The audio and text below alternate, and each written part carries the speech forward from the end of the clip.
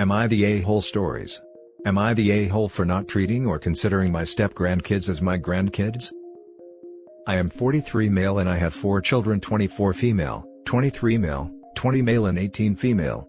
This concerns my oldest daughter and for privacy's sake, we will call her Kayla. Kayla finished her college a year and a half ago and found a job at a rather reputable company close to where we live weeks after. At that job, she met a man who we will call Jake. Jake is 30 years old and her direct superior. I was of the opinion their relationship was not the best idea for those reasons, but they have been together for over a year. The issue is that Jake has 2 kids from a previous relationship. They are 7 and 6 years old and they were recently introduced to me and my wife. Because Kayla and Jake have been together for so long, it only makes sense. We were nice when we met them and it all went fine. It is also pretty important to point out that our oldest son had a daughter last year, so we are over the moon about that. Since we got along well with Jake's kids, Jake and Kayla took this as some sort of reason for putting us in the grandparents' role as Jake's ex and her family are not in the picture and Jake lost his parents as a kid. So, we have since been constantly asked to watch Jake's kids, which we have declined to do. We do not feel comfortable, and whenever they come over, they have the kids in tow. While we are not opposed to bringing them along, we also both do not consider them our grandkids since they aren't.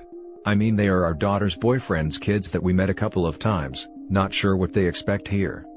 Crap hit the fan last Sunday as we opened a bank account for our granddaughter's college fund as it was her first birthday, and we deposited $2,000 in it with the aim to add some money to it every month until she graduates high school. We want to do the same for all future grandkids.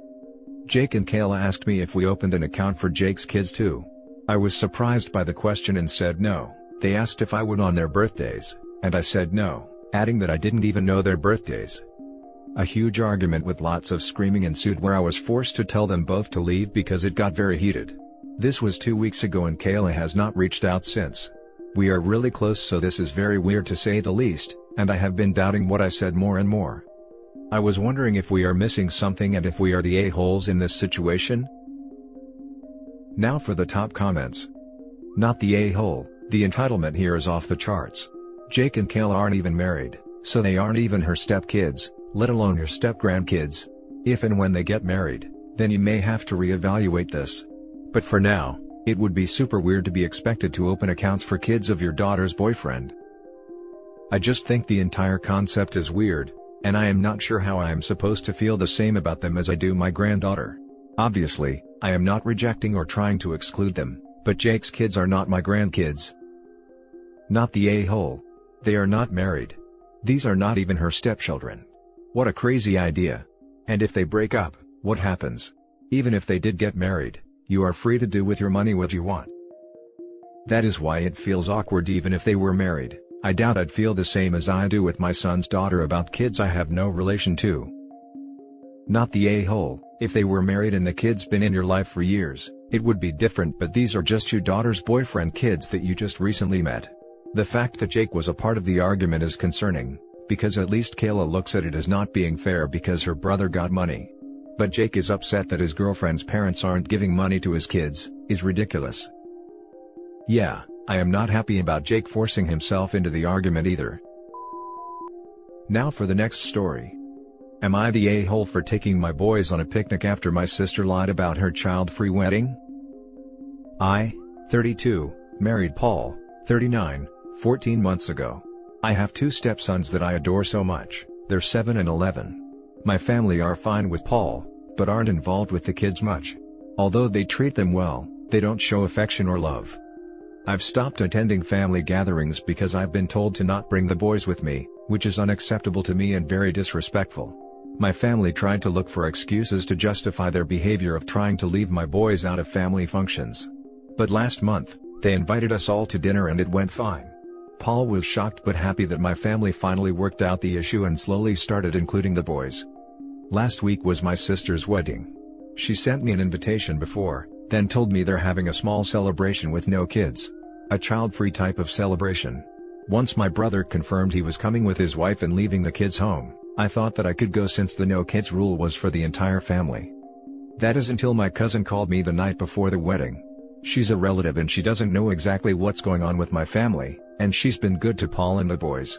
She started talking about the wedding and said that she'd be bringing her kids. I was confused. I asked about the no kids rule, and she said that everyone was allowed to bring kids. I checked with my brother's wife, and she said she was allowed to bring kids and had no idea why I asked. So, I confronted my sister. She said she lied so I won't bring the boys, and that it was mom's idea and couldn't think of a better idea because they didn't want my boys there. I yelled at them both and told them I'm not coming if my boys aren't. The day of the wedding, we packed our bags and went on a picnic since the weather was nicer and warmer. The boys had a great time and Paul as well. In the evening, I got a ton of calls and nasty texts from mom and my dad and brother for not coming to support my sister and that I made a joke out of them and guests were looking for me and I let them and my sister down as her older sister. My sister was upset that I missed her wedding, and called me awful for being inconsiderate of her feelings. To add, the boys are well behaved. Our oldest is incredibly responsible and helpful. Our youngest has already bonded with my cousin's son who's 9. I've talked to Paul and he said it's up to me whether I still want to be in contact with my family, but he won't be letting the boys be treated like this anymore. I understand how he felt. I feel terrible too. Yes, my family aren't supportive of me having stepkids, and said that I was quick to make a decision because of Paul, but it's not true. Like I said, I just couldn't imagine what Paul would have felt seeing others bringing their kids except for us. Not the a-hole. I am proud of you for putting your children first. You get the Stepmom of the Year award from me. And if anyone asks why she wasn't at the wedding, she should make sure they know that her young stepsons were excluded, so she stayed away to be with them. Not the a-hole. Your children don't have to come out of you to be your children. It doesn't matter if they are adopted, step or by blood. Your family decided to exclude them and then lie to you about excluding them. Enabling them would massively hurt your children in the long term, so you absolutely did the right thing. You will have to endure your family harassing you though, because we'll probably never accept the consequences of their actions and blame you for sticking to your children. Not the a-hole at all. The fact that she lied to you about it tells you all you need to know. She didn't have the guts to stand up for her awful treatment of your family, so instead she lied to try and avoid having to defend her terrible treatment of you. You not going to the wedding after how they treated you is not unfair at all, and the fact that they're offended just reeks of narcissism. So sorry OP. Next story is titled, Am I the a-hole for telling my mother-in-law that it's not her money? I, 33 female, and my husband, Bill, 34 male, eloped the day after our college graduation. We had only been dating for about a year and a half then, and I had only spoken to his family over the phone. We were young and dumb, but this isn't a decision I regret. 2 weeks after, we went to his hometown to break the news to his family. I learned that Bill's family is very wealthy. I presumed he was upper middle class, but what I found was a family within the 10%. His family was welcoming at first, but things expectedly took a turn when they found out we had eloped. My mother-in-law has some choice words about me being a gold digger, and why I should have signed a prenup before. She tried to get me to sign a postnup, and when I refused, she became belligerent and told me to leave their house. Bill supported me through all of this and left with me. I told Bill that we couldn't continue to be together if he had plans to accept any kind of financial support from his family. He agreed with me, and said they most likely are going to cut him off anyways. That was roughly 11 years ago. We are now both established in our careers and have a 6-year-old daughter. When our daughter was around 3 years old, Bill's family started making an effort to include us as part of their family. I didn't want to deprive my child of an extended family presence since both my parents died when I was young, so I tried to be welcoming of them, but I kept my guard up. My mother-in-law, however, has this belief that I'm still a gold digger and rely solely on my husband. She makes comments about everything, from the clothes I wear to the food I eat. They had a potluck Christmas dinner and I decided to drop off fried red fish to my mother-in-law. She tried it and made a comment that it was good but unhealthy because it was deep fried. I corrected her that it was air fried and that I own an air fryer. She went on a rant about how air fryers are expensive and that Bill needs to save up his money for our child because of my ridiculous rule to not accept financial help from them. I told her that I make my own money and I use my money to buy what I want, and since it's not her money, she need to get off her high horse. She said it's her son's money so she get a say. I pointed out to her that I make more than her son, and even if it was his, it's still not her money so she doesn't get to dictate it. I haven't spoken to her since Christmas and my daughter keep asking about her. My husband wants me to apologize to keep the peace, but I feel like I've had enough of this woman. Now for the top comments. By not keeping the peace, you are depriving your daughter of a toxic person, not a doting grandmother. Not the a-hole. You're teaching your daughter some powerful lessons. Good on you, OP. I think OP is completely right to not apologize. But are we sure the daughter even knows? She's only be a kid, and some adults do tend to be a-holes out of earshot of kids. I would hate it if the daughter somehow got to hear a twisted or oversimplified story like, "Mommy hates grandma and that's why we can't play anymore." I want to make sure daughter knows grandma isn't always nice, and you don't have to put up with this kind of people. But, isn't this along the lines of craps talking exes to the kids? Don't they say do not crap talk per se, but explain things like mommy and grandma disagree / had a fight / she misunderstands kind of way? Crap talking isn't telling the truth. You can inform kids in a kid-friendly, non-inflammatory way, and it's not crap talking. Honey, we aren't visiting grandma right now because she's in timeout. She wasn't kind to mommy, and you know it's important to be kind to others, right? Sometimes grown-ups break the rules, too. And it doesn't make it okay just because they're grown-ups. Does that make sense? That young, everything is an opportunity for a lesson. This is a great one to teach boundaries and kindness, even when a person is a loved one, adult, or an authority figure. Not the a-hole. If your husband feels like forcing someone to apologize, he needs to be calling his mother and forcing her to apologize to you. Your husband doesn't seem to understand that an insult to you is an insult to the dignity of his personal nuclear family. This is a very common problem where couples don't realize that they and their children together form a separate entity which has a status of its own in society, and must be protected like personal reputation. Edit: I went to sleep after posting this and I've been trying to read everything all day. To answer a few questions, I do not know their exact net worth, but if I was to estimate, it will be more than $50 million US, so maybe not 10%, but I'm not an economist lol. My husband's great-grandfather started their real estate company, and it's been in their family since. Mother-in-law came from a wealthy family as well, and the wife of my brother-in-law had to sign a prenup. As far as the air fryer goes, I won't be surprised if she didn't know the price. Mine was like $60. They have a live-in chef. Regardless, she has tendency to complain about everything I do, and this is not the first time she has made comments like this. I spoke to Bill this morning and told him that I'd like to go no contact with his mom for the foreseeable future. Our daughter can have a relationship with her, but he has to coordinate it. I also plan on talking to my daughter about what's going on between her grandmother and I, not the full details, but something along the lines of us needing a timeout from one another as suggested by one of the comments. Thank you all so much. Now for the last story. Am I the a-hole for not wanting anything to do with my highly disabled secret brother? I, 21 male, thought until I was 15 years old, that the only sibling I had was my twin sister. In that year, my parents thought we were old enough to learn about my older brother, then 18 male, now 24. This guy has a serious neurocognitive disorder, to the point of being absolutely dependent, hence, the reason he has spent most of his life in care facilities.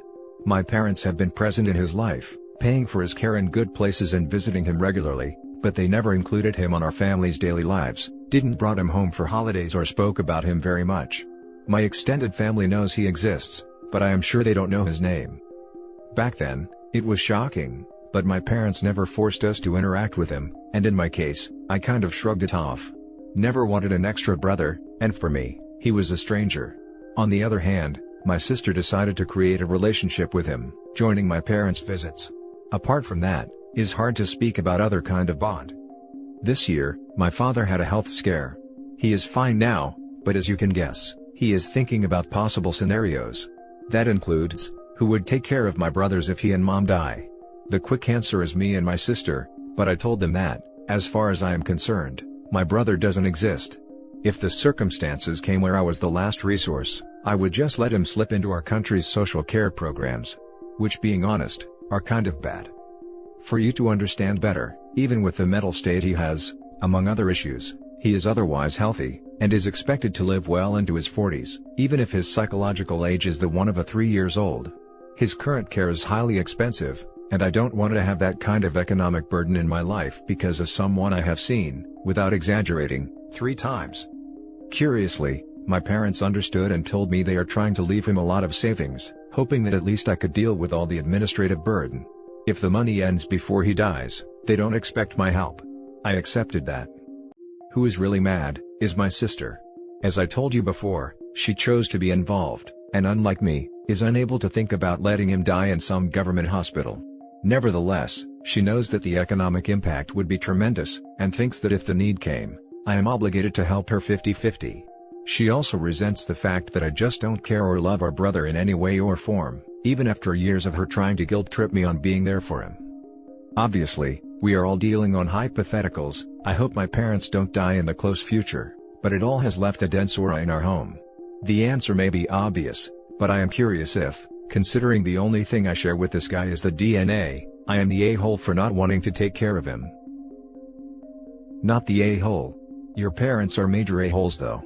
Your brother should have been part of your lives. Your sister is angry at you for something your parents did, keeping you and her separate from your brother.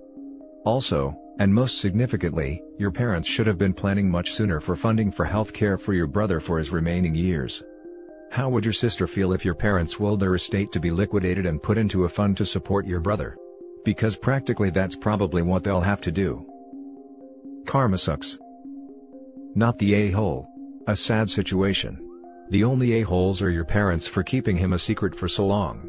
It makes sense that you were not bonded with him. They sprung your secret brother on you 15 years into your life. I also understand why your sister is upset, but she should really be upset at your parents and not you. It is not your fault that you do not feel it is your obligation to take on the financial/mental burden of caretaking for him. It is your parents' fault for making your own brother a stranger. That's bizarre that your parents kept him secret. That's the sort of thing that I would expect to have happened decades ago. What prompted your parents to reveal him when you were a teenager, and why did they keep him secret? Also, I'm assuming that if your parents passed tomorrow that you would have no way of contributing to his care anyway? I can't imagine many 21-year-olds could. What makes your sister think she can afford it? Happens more than you think with very severely disabled children who need round-the-clock care. And that's it for this video guys. If you have thoughts to share, leave a comment below. Don't forget to hit like and subscribe if you like this content. I'll catch you in the next one. Good day everyone.